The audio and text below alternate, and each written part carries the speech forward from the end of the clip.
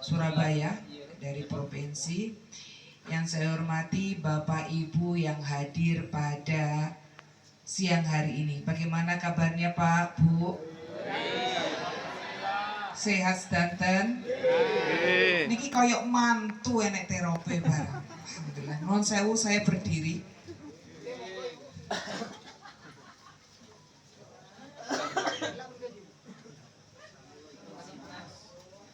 Nek kula gak ngadeg, mesakne sing moto.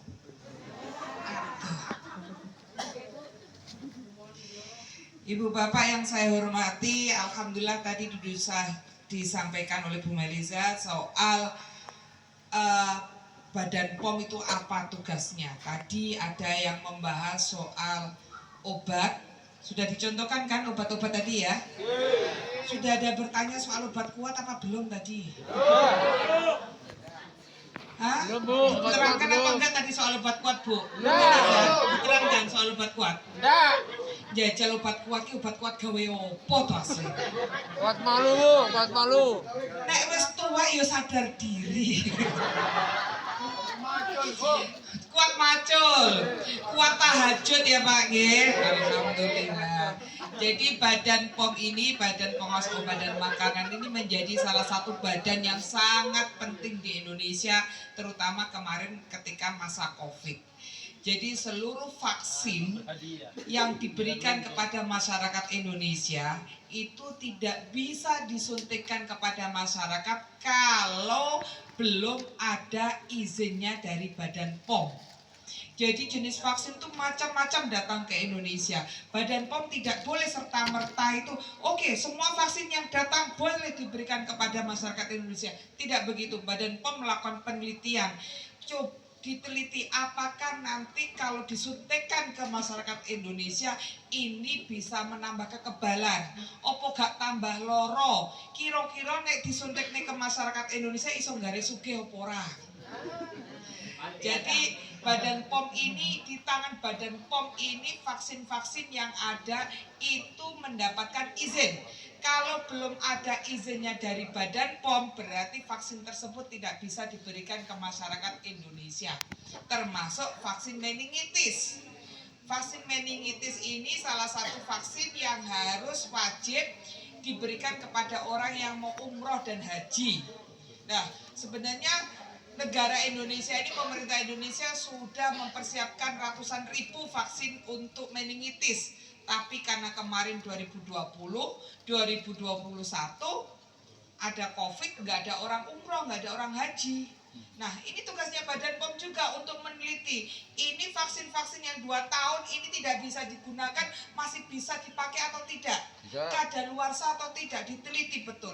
Alhamdulillah karena penyimpanannya bagus, karena disimpan dalam posisi yang bagus, suhunya bagus, alhamdulillah vaksinnya tidak berubah. Sehingga dinyatakan vaksin meningitis walaupun sudah sejak 2020 masih aman dipakai. Dan saya termasuk yang pakai vaksin tahun 2020. Kemarin umroh dan haji saya termasuk memakai vaksin tersebut. Alhamdulillah sehat. Ibu Bapak yang saya hormati, jadi Badan POM ini salah satu tugasnya itu mengawasi makanan. Mengawasi makanan agar betul-betul makanan yang dikonsumsi oleh rakyat Indonesia ini baik dan tidak mengandung zat-zat yang merusak tubuh. Apa zat-zat merusak tubuh? Kadang-kadang kita ini kebiasaan-kebiasaan yang terjadi di masyarakat yang kelihatannya sepele tapi ternyata itu bagian dari merusak tubuh. Sehingga wajar kalau sekarang masih muda sudah ada yang harus cuci darah. Sudah tiba-tiba ada kabar stroke. Tiba-tiba ada kabar boyoken. Nek boyoken nggak usah contoh jauh-jauh, saya ini 42 umure. Tapi kadang-kadang mulai boyoken. Masa dengkulen. Arab cenut gitu. Salah satunya itu tergantung makanan yang kita konsumsi. Kalau orang dulu nyemilnya, makannya godong gedang, telo, kok godong gedang toh? Godokan gedang. Keliru kok godong gedang. Godokan gedang, telo, sawi. Seperti itu semuanya serba asli alami. Saiki Cilok. Apa cilok gak oleh? Oleh, boleh. Lalu sosis, mie instan. Loh kadang-kadang saya tuh bingung kalau ada ibu-ibu dengan bangga, oh anakku mangane enak, gampang. Tak wai sego, kambing, godhong apa banyu panas tak wae ro iku doyan. Kok bangga anake dhewe panganan gak bergizi. Gampang anakku ditulang mau tak gawene banyu panas tak wae ro iku, tak wae sego gelem anakku dinyeti sekan. Kok bangga ngasih makan yang tidak bergizi. Ibu bapak yang saya hormati, apa yang kita makan itu berpengaruh pada tubuh. Nuwun sewu, kadang-kadang kita ini punya kebiasaan yang nggak sengaja ternyata juga memasukkan zat-zat yang tidak baik dalam tubuh. Contoh, ibu-ibu biasanya kalau ada orang punya hajat, contoh, apa? Mantu, sunatan, tasyakuran itu goreng kerupuk. Goreng kerupuk biasanya ditiris neting koran, nggih mboten? Ditiris nih di koran. Koran itu ada tulisannya apa enggak? Nulis koran itu pakai tinta. Loh kalau kerupuk panas ditiris ning koran, itu koran kerupuknya panas pasti tintanya akan melupas nempel ning kerupuk. Selamat datang kerupuk rasa tinta. Terus habis itu kita makan. Nah, itu kebiasaan yang gampang. Contoh yang gampang yang selalu kita lakukan. Ternyata kita tidak sadar memberi asupan dalam tubuh kita ini makanan-makanan yang tidak sehat. Saya itu pernah ke Cirebon di Jawa Barat, itu sidak ke pasar, lalu beli kerupuk. Ning blok aku jenenge kerupuk upil. Apa jenenge? Kerupuk sing digoreng pakai pasir itu loh. Kalau orang Wongsorejo apa namanya? Gerang. Apa? Ada sobong. Oh, mak kaya mak Sugi Kapi. Gerang, Bu. Kalau orang Cirebon namanya kerupuk miskin. Kerupuk melarat. Karena melarat gak ada minyak goreng, jadi digoreng pakai pasir. Itu biasanya banyak dijual. Ketika kita tes, Badan POM ini punya mobil yang isinya untuk ngetes makanan-makanan yang kalau ada makanan berbahaya. Ternyata dites itu pakai pewarnanya, pewarna baju, bukan pewarna makanan.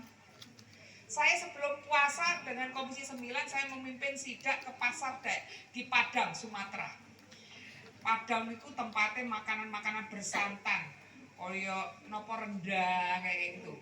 Nah, saya beli secara acak kerupuk mentah yang berwarna, lalu ikan asin, karena ikan asin kadang-kadang juga diblonyoi, dikasih zat-zat biar kelihatan segar. Lalu ada lagi saya beli cendol, saya bawa ke Badan POM. Alhamdulillah ketika dites sama-sama semua 3 makanan ini bersih.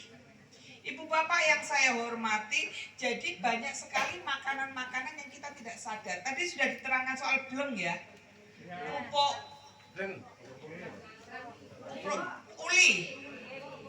uli, biar itu kan biasa toh kita enek sego murahan dijemur kan kita gawe kerupuk. Dan itu tidak akan bisa jadi kerupuk kalau nggak dikasih bleng. Ternyata bleng itu nah, wis toh, borak buat apa, Bu? Bleng itu berarti ngeslong, Bu. Borak buat apa? Ngebleng. Bikin keramik. Jadi Meleng. jenengan dahane padha kaya dahar keramik. Masalah. Pati geni lah. Tambah kuat apa tambah blonya awake. Ibu bapak yang saya hormati, begitu juga dengan jamu. Ya. Kita ini di Banyuwangi terkenal sekali sebagai produsen jamu. Saya pernah ke daerah Bangka Belitung di Bangka. Jadi Provinsi Bangka Belitung itu ibu kota provinsinya di Bangka.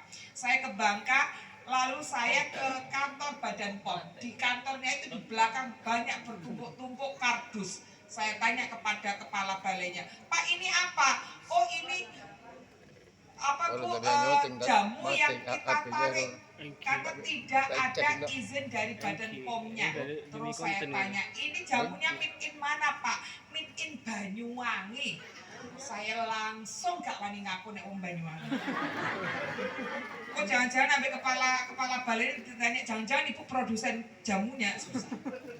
Tapi katanya kepala balai bilang gini, bisa jadi ini bukan produksi Banyuwangi asli Bu, tapi produksi Bangka, karena di Banyuwangi itu terkenal sebagai produsen obat, jadi ditulisin made in Banyuwangi, tapi nggak ada izin Badan POM-nya. Ibu bapak yang saya hormati, saya ini mengurusi produsen-produsen jamu sudah berulang kali di Banyuwangi ini. Kadang-kadang banyak yang protes, Bu kenapa jamu saya produksinya dihentikan oleh Badan POM, digerebek sama polisi dan macam-macam. Lalu saya lihat, coba lihat ingredientnya, komposisinya, bahan-bahannya apa saja. Ternyata ketika saya lihat ada bahan yang itu bahan kimia yang seharusnya tidak dimasukkan di situ. Saya tanya, ini loh Pak yang menjadikan Anda itu dilarang produksi, dilarang melakukan produksi jamu karena ada bahan kimianya di situ. Jawabnya produsennya, "Loh kalau nggak tak kasih ini loh Bu, nggak payu, nggak laku." Ibu bapak yang saya hormati, panjenengan tahu narkoba kan?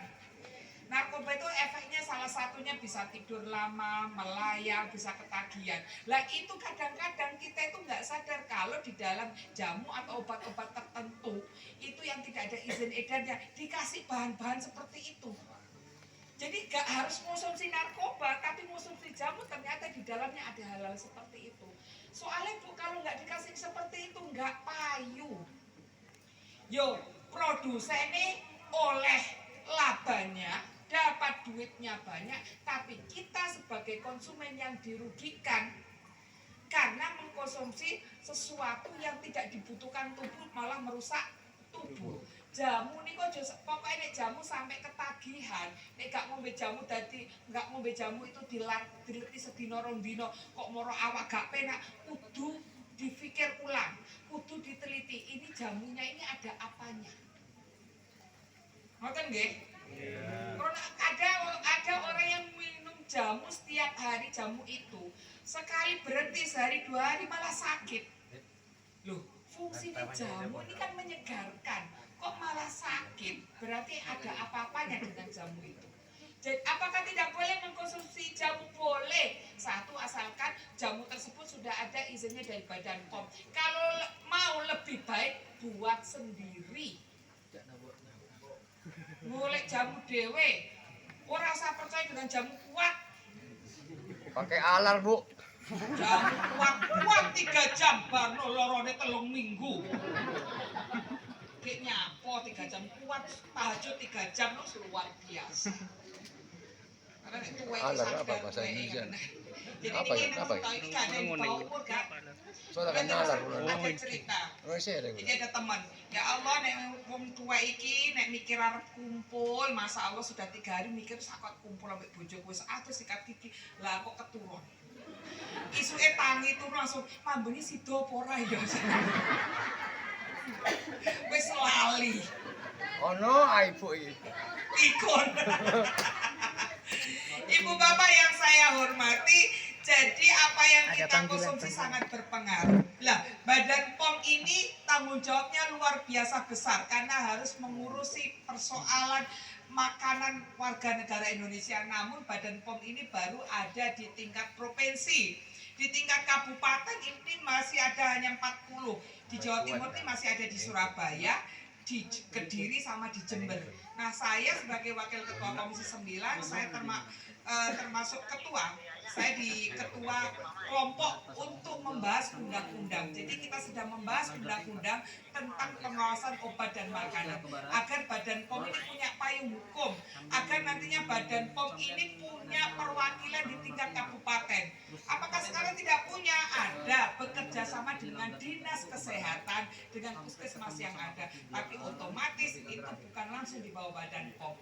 Dengan adanya undang-undang tersebut kita berharap di tiap kabupaten ada. Lalu nanti ada mobilnya, mobil yang bisa mobil-mobil laboratorium yang bisa ngecek langsung ke apa contoh ke sekolahan-sekolahan. Kadang-kadang kalau saya ukuran melihat ponakan saya beli cilok, ya Allah enake, tapi terus bano cose wabang merah menyala. Saya sampai deg-degan. Itu merahnya dikasih apa dan sebagainya, kadang-kadang khawatir begitu. Jadi nanti kalau ada Badan POM, ada mobil laboratorium, kita bisa memastikan bahwa makanan yang dimakan anak-anak kita ini benar-benar makanan yang sehat.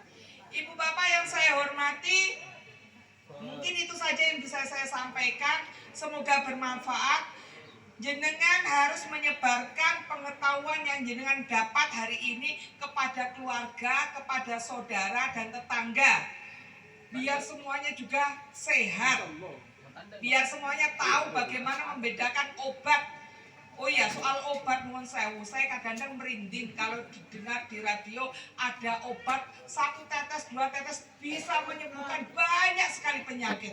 HIV, AIDS, diabetes, jantung, liver, bisa menggemukkan, bisa menguruskan. Nah, kalau susah. Nek kalau yang minum sayang kok efeknya menggemukkan apa menguruskan ya? Oh masa dalam satu obat bisa menggemukkan dan menguruskan sekaligus, lah susah. Lah pokoknya kalau ada obat seperti itu yang bisa menyembuhkan banyak penyakit, jangan percaya. Karena apa? Untuk mengobati liver sama mengobati jantung itu pasti berbeda. Mengobati diabetes sama mengobati HIV AIDS pasti berbeda. Nggak ada satu obat yang bisa mengobati banyak penyakit sekaligus. Nggak ada. Jangan-jangan di dalamnya kalau ada seperti itu, saya khawatirnya di dalamnya hanya obat tidur. Jangan-jangan dikasih obat tidur, nek wong wis turu mesti lali karo penyakitnya. Nek orang sudah cukup istirahat, biasanya kalau orang flu cukup istirahat sembuh. Oh, berarti manjur. Aku iso turu, ya berarti jangan-jangan di dalamnya hanya obat tidur. Ngoten. Atau di dalamnya malah ada obat-obat yang kaitannya seperti saya katakan tadi, ada unsur narkobanya di dalamnya yang bikin orang tidur atau ketagihan. Jadi hati-hati, jangan percaya kalau ada satu obat ternyata bisa menyembuhkan banyak hal. Ngoten nggih? Ibu-ibu yang saya hormati, ibu bapak yang saya hormati, itu saja yang bisa saya sampaikan. Mohon maaf apabila ada kesalahan. Betul, Bu. Nggih. Obatnya sakit perasaan apa, Bu? Sholawat, Pak. Terima kasih, Bu. Allahumma fiq ila qawmi thariq. Wassalamualaikum warahmatullahi wabarakatuh. Assalamualaikum warahmatullahi wabarakatuh. Allahumma shalli ala Muhammad.